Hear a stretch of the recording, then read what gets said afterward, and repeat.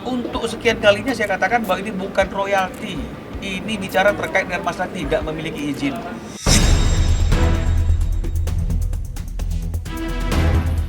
Jadi baru hanya itu yang bisa kami sampaikan di persidangan karena Nasruddin tidak. Kalau memang mereka teman, harusnya Bang Kenan Nasution dan Pak Rudi Pekerti tidak perlu datang ke kantor saya untuk minta bantuan hukum.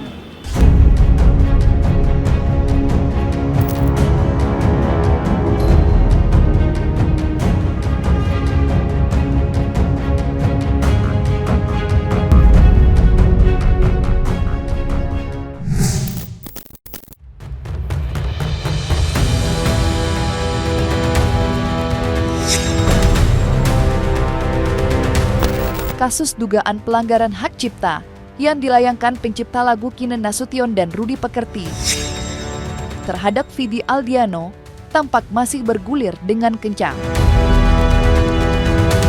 Pada tanggal 11 Juni 2025 kemarin, agenda sidang lanjutan kembali digelar di Pengadilan Negeri Niaga Jakarta Pusat. Dan dalam persidangan kemarin, kedua belah pihak terlihat tidak hadir secara langsung dan hanya diwakilkan oleh kuasa hukum masing-masing. Namun, sidang lanjutan itu menguak fakta baru tentang kondisi terkini dari kesehatan Vidi Aldiano.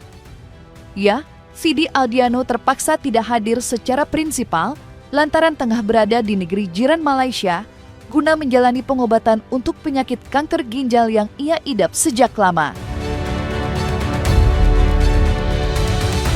Momen itu dibagikan oleh Vidi sendiri melalui media sosialnya. Tak lupa, Vidi pun meminta doa terbaik dari publik.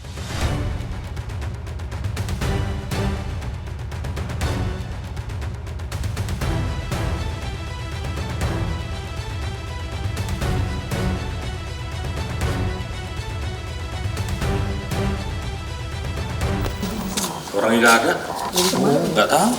Saya jaga rumah. Dari kapan? Pagi atau? Ya nggak tahu. Saya kesini udah nggak ada orang.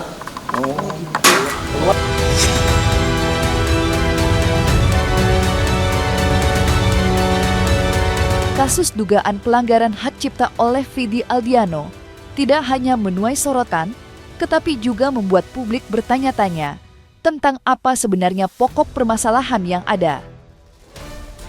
Apalagi, pihak Kinan dan Rudi sampai menuntut ganti rugi sebesar 24,5 miliar rupiah kepada Vidi. Menjawab itu, anak dari Kinan Nasution pun buka suara lewat media sosial, di mana ia bercerita bila permasalahan ini bermula dari minimnya komunikasi dari pihak Vidi. Dan puncaknya terjadi di pertengahan bulan Juni 2024 ketika lagu Nuansa Bening digunakan untuk iklan oleh sebuah perusahaan. Ditambah lagi karena terus batalnya pertemuan, tibalah kedua belah pihak di titik persidangan seperti sekarang. Lantas seperti apa hasil persidangan kemarin? Jadi hari ini sidangnya sudah berjalan sebagaimana yang seharusnya dan tergugat itu hadir kuasanya dari kantor Hasibuan ya. Jadi penerima kuasanya ada beberapa, hanya saja tadi memang sidang masih belum bisa dilanjutkan ke tahap jawaban akibat secara legal administrasi ada beberapa persyaratan yang masih belum dipenuhi oleh kuasa hukum dari tergugat dari Vidi Aldiano ya. Baru terima kuasa hari ini dan juga belum didaftar tadi. Tapi secara surat kuasa karena kita sudah ditunjuk, kita sudah kasih tunjuk tempat persidangan dan nanti ditunda untuk memberikan identitas asli surat kuasa asli yang sudah didaftar. Jadi baru hanya itu yang bisa kami sampaikan di persidangan karena Nasruddin tidak. Ya. Jadi belum ada pembicaraan ya. Tapi kalaupun memang misalnya ada pembicaraan, tentu ini menindaklanjuti pembicaraan yang pernah ada ya. Bahwa dulu kita sudah sampai dalam pembicaraan mengenai masalah berapa yang layak berkaitan dengan masalah kompensasi atau konsekuensi akibat adanya pelanggaran ya. Untuk sekian kalinya saya katakan bahwa ini bukan royalti. Ini bicara terkait dengan masalah tidak memiliki izin Apakah harus ada izin? Iya harus. Yang bilang siapa? Undang-undang. Ya. Terus jangan juga menginterpretasikan dan mencoba berasumsi seolah-olah misalnya ya. Ini antara Harry Kiss, papanya Vidi, ya tergugat dengan Kenan, ini adalah teman. Itu fakta yang nggak bisa dipungkiri, memang mereka teman. Tapi ini kan masalah lain. Nah, kalau memang mereka teman, harusnya dari awal masalahnya tidak akan jadi seperti ini. Kalau memang mereka teman, harusnya Bang Kenan Nasution dan Pak Rudi Pekerti tidak perlu datang ke kantor saya untuk minta bantuan hukum. Ya, jadi jangan juga bilang ini akibat adanya laler-laler yang memberikan informasi. Enggak, jangan.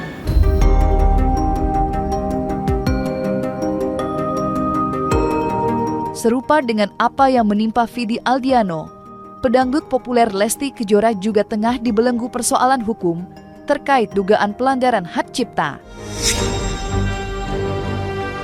Seperti diketahui, Lesti Kejora sudah dilaporkan oleh pencipta lagu Yoni Dores di Polda Metro Jaya pada tanggal 18 Mei 2025 silam.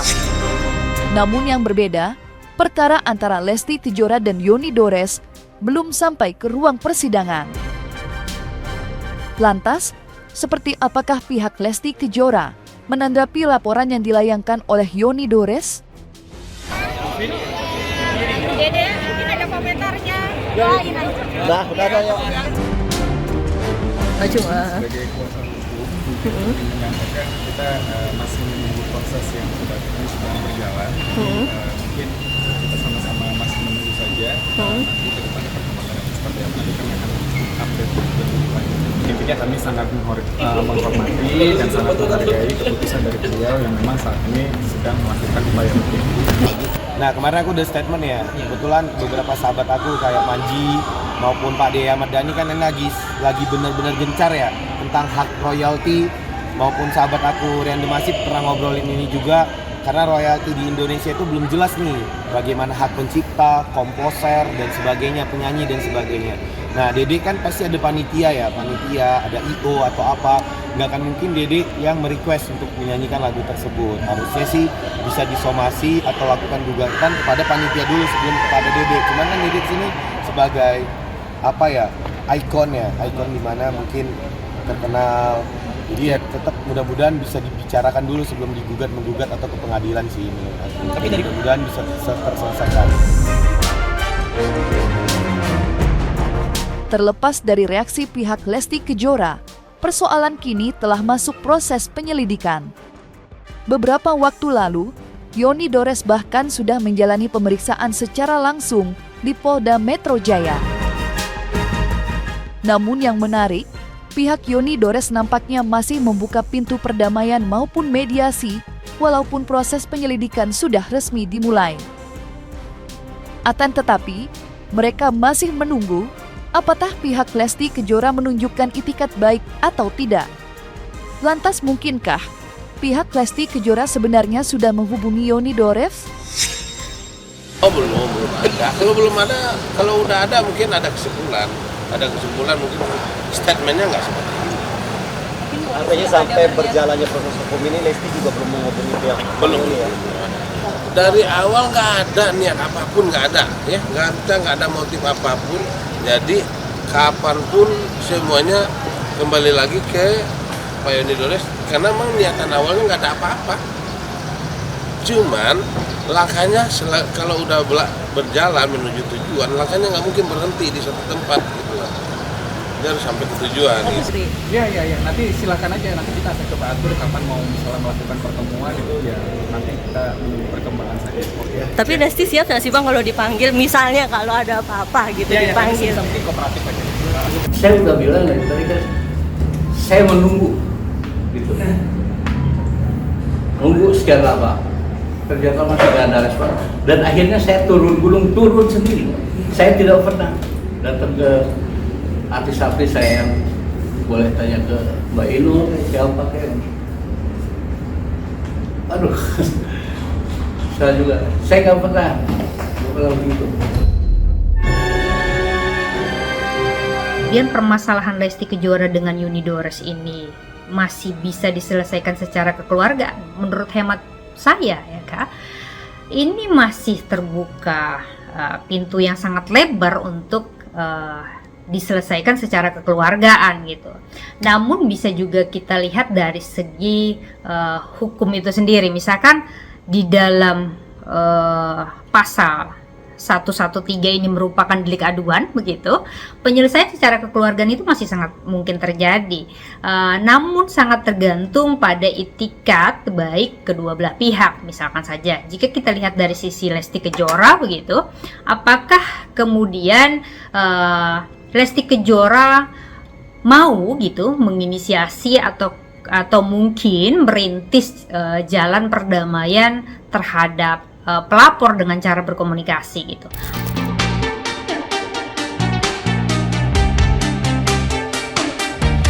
Di sisi lain, laporan Yoni Dores sendiri banyak dianggap rancu oleh publik. Pasalnya, telah terkuak fakta baru tentang adanya potensi terseretnya pihak eksternal ke dalam perkara ini. Hal itu bermula dari konferensi pers yang digelar Yoni Dores dengan tim kuasa hukumnya, Diolipa Yumara. Dalam kesempatan itu, Diolipa menyebut bahwa Lesti masih berpotensi tidak bermasalah di laporan sang klien. Pasalnya, tujuan utama mereka memang bukan Lesti Kejora, melainkan pihak tak berkewenangan yang sengaja mengunggah penampilan Lesti ke media sosial. Gitu. Kita nggak sasar siapa-siapa ya, tapi memang ada laporan polisi yang kemarin memang terduga adalah Lesti Kejora. Nggak bisa kita pungkiri ya, jadi terduga adalah Lesti Kejora. Tapi sebenarnya beliau belum tentu bersalah. Begitu. Kenapa? Karena setelah kita pelajari dokumen-dokumennya dari akun-akun YouTube, memang ada banyak akun. Ada banyak akun yang kemudian menampilkan profil nyanyian Lesti Kejora, tapi akunnya berbeda. Ada akun namanya A, ada nama B, ada nama C, ada nama D. Banyak sekali akun-akun ini kemudian yang menampilkan profil penyanyi Lesti Kejora, dan lagu-lagu ada yang lagu ciptaannya Bang Yoni. Begitu. Nah, lagu-lagu ini kemudian kita nggak tahu siapa yang memanfaatkan siapa ini. Apakah akun-akun ini memanfaatkan Lesti Kejora, juga memanfaatkan Bang Yoni sebagai pencipta, satu sebagai penyanyi, supaya apa? Punya nilai jual. Nah, di antara akun-akun ini ada beberapa akun kemudian yang tampaknya akun berbayar. Jadi kita sudah dapat materinya, ada beberapa akun yang sifatnya berbayar. Jadi dan mereka mengkondisikan sebagai fansnya Lesti Kejora. Jadi benang merahnya belum kita dapat apakah ada kaitan dengan Lesti Kejora atau memang ini akun yang dibuat masing-masing. Kemudian karena dia punya brandnya adalah Lesti Kejora, mereka pakai itu. Jadi ini yang dikejar. Jadi saya mewakili pencipta-pencipta yang tidak berani mengangkat hal-hal yang seperti ini. Tadinya juga nggak mau sampai berkembang begini. Tujuannya cuma ingin informasi, konfirmasi dari Lesti.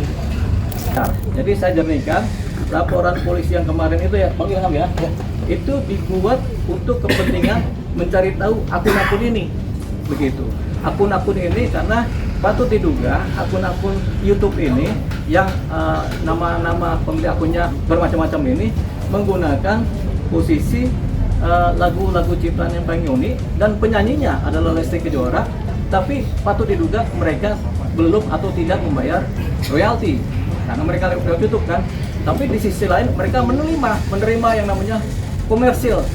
Jadi menerima dari YouTube, menerima juga dari pelanggan. Jadi kalau mau mendengarkan akun mereka harus berbayar. Itu yang sudah kita dapat, nilai yang kemudian mau kita cari lewat laporan polisi tadi.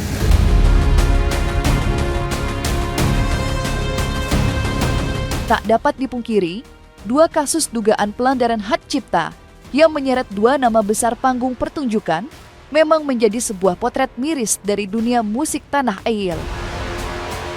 Apalagi, kasus ini harus terjadi di tengah peraturan yang masih belum diketahui kejelasannya. Sontak saja, bintang-bintang besar tanah air pun ikut buka suara dan berbagi pandangannya terhadap dua kasus ini. Lantas seperti apakah pandangan mereka?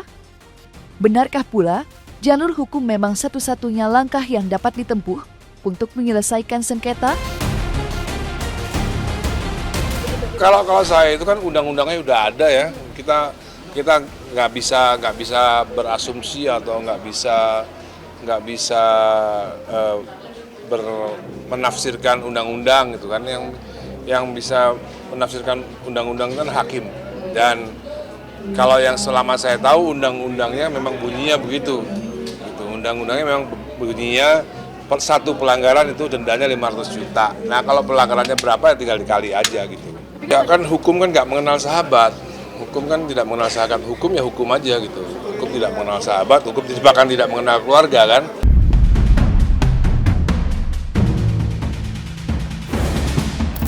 Nah itu kayaknya singgungannya ke mechanical rights tuh. Kalau mechanical rights pada dasarnya pencipta itu punya hak buat melakukan apa aja. Iya. Itu berarti enggak dong. Itu melekat. Misalnya gini, kalau lu mau nyanyi lagu Tanya Hati lagu gua, kalau lu nggak minta izin gua dan lagu itu ada di Spotify, lagu itu ada di YouTube, oh itu bisa dituntut. Lu mau tuntut juga minta nyawa juga nggak apa-apa. Istilahnya gitu loh. Kalau mechanical rights. Tapi kalau performing rights itu sudah jelas undang-undangnya bilang yang harus bayar royalti itu penyelenggara. Iya, bukan artisnya. Bukan artis. Jadi kalau pencipta mau minta haknya kemana? Ke penyelenggara dong.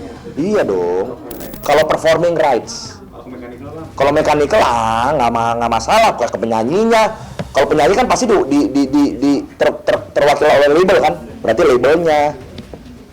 Gitu. Tapi kalau performing rights, lagu itu dibawakan secara live dimanapun, itu yang harus dikejar itu penyelenggara, IO-nya dan LMK-nya. Kenapa bisa memberikan izin kalau izin itu belum ada? Kenapa acara itu bisa berlangsung gitu?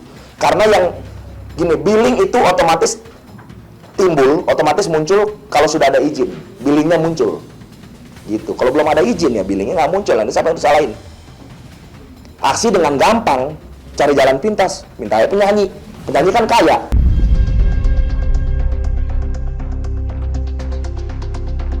Kita bilang sebenarnya ekosistem musik ini sedang tidak baik-baik saja. Ini karena aturannya nggak jelas, informasinya ke masyarakat, ke pencipta, ke ekosistem ini sedang tidak informasinya tuh nggak jelas gitu. Akhirnya seperti sekarang kan penyanyi dan pencipta ini menjadi seperti orang yang bermusuhan.